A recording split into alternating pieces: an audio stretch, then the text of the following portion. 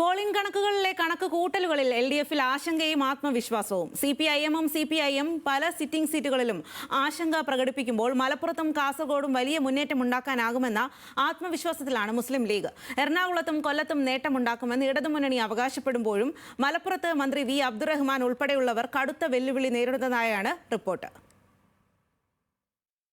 തലസ്ഥാന ജില്ലയിൽ വിജയിക്കുന്ന സീറ്റുകളുടെ എണ്ണം 10-ൽ കുറയില്ലെന്നാണ് CPIM കണക്കുകൂട്ടൽ. വട്ടിയൂർക്കാവിൽ VK പ്രശാന്തും കഴക്കൂട്ടത്തെ കടകംപള്ളി സുരേന്ദ്രനും വിജയം ഉറപ്പിക്കുന്നുണ്ടെങ്കിലും തിരുവനന്തപുരം കോവളം സീറ്റുകളിൽ പ്രതീക്ഷ കുറവാണ്. നെയ്യാറ്റിൻകര, അരുവിക്കര, കാട്ടാക്കട, നേമം മണ്ഡലങ്ങളിൽ മത്സരം അതിശക്തമാണെന്നും CPIM വിലയിരുത്തുന്നു. കൊല്ലത്ത് LDF 6 മുതൽ 9 വരെ സീറ്റുകൾ ലഭിക്കുമെന്നാണ് ജില്ലാ നേതൃത്വത്തിന്റെ കണക്ക്. കൊല്ലം, ചവറ, കുന്നത്തൂർ, കുണ്ടറ, പത്തനാപുരം മണ്ഡലങ്ങളിൽ കടുത്ത പോരാട്ടമുണ്ടായി. എറണാകുളത്ത് 5 സിറ്റിംഗ് സീറ്റുകൾ നിലനിർത്തുന്നതിനൊപ്പം തൃപ്പൂണിത്തുറ തിരിച്ചുപിടിക്കുമെന്നാണ് ജില്ലാ സെക്രട്ടേറിയറ്റ് റിപ്പോർട്ട്. പത്തനംതിട്ട ആറന്മുളയിൽ വീണ ജോർജും കോന്നിയിൽ ജനീഷ് കുമാറും വിജയിക്കുമെന്നാണ് CPIM ബൂത്ത് തല കണക്കുകൾ. അതേസമയം വീണ ജോർജിന്റെ ഭൂരിപക്ഷത്തിൽ വൻ ഇടിവുണ്ടാകാനുള്ള സാധ്യതയും പാർട്ടി തള്ളിക്കളയുന്നില്ല. വീണ ജോർജിന് 7000 വോട്ട് ഭൂരിപക്ഷം പ്രതീക്ഷിക്കുമ്പോൾ കോന്നിയിൽ 8000 വോട്ടിന്റെ ഭൂരിപക്ഷമാണ് CPIM കണക്കുകൂട്ടുന്നത്. അടൂർ, റാന്നി, തിരുവല്ല മണ്ഡലങ്ങളും വിജയിക്കുമെന്ന കണക്കുകൂട്ടലിലാണ് LDF. അതേസമയം റാന്നിയിൽ പോളിംഗ് കുറഞ്ഞതിൽ സ്ഥാനാർത്ഥി നിർണയത്തെ വിമർശിച്ച പാർട്ടി ജില്ലാ കമ്മിറ്റി അംഗം റോഷൻ റോയ് തന്നെ രംഗത്തെത്തി. കോട്ടയം ജില്ലയിൽ വലിയ മുന്നേറ്റമുണ്ടാകാനാകുമെന്ന ആത്മവിശ്വാസത്തിൽ CPIM ജില്ലയിൽ 6 സീറ്റുകൾ വരെ ഇടതുമുന്നണിക്ക് ലഭിക്കുമെന്നാണ് ജില്ലാ നേതൃത്വത്തിന്റെ വിലയിരുത്തൽ. പാലായിൽ ജോസ് കെ മാണി മികച്ച ഭൂരിപക്ഷത്തിൽ വിജയിക്കുമെന്നും പുതുപ്പള്ളിയിൽ ചാണ്ടി ഉമ്മന്റെ ഭൂരിപക്ഷം വലിയ തോതിൽ കുറയുമെന്നും പാർട്ടി കണക്കുകൂട്ടുന്നു. 6000 മുതൽ 8000 വരെ വോട്ടിന്റെ ഭൂരിപക്ഷമാണ് ജോസ് കെ മാണിക്ക് പ്രതീക്ഷിക്കുന്നത്. കടുത്തുരുത്തി മണ്ഡലത്തിലും ഇത്തവണ അട്ടിമറി സാധ്യതയുണ്ടെന്ന് പാർട്ടി വിലയിരുത്തുന്നു. ശക്തമായ പോരാട്ടം നടന്ന തൃത്താലയിൽ വിജയം ഉറപ്പാണെന്നാണ് CPIM പാലക്കാട് ജില്ലാ കമ്മിറ്റിയുടെ വിലയിരുത്തൽ. എന്നാൽ പാലക്കാട്, മണ്ണാർക്കാട് മണ്ഡലങ്ങളിൽ വിജയസാധ്യത കുറവാണ്. അതേസമയം മലമ്പുഴ,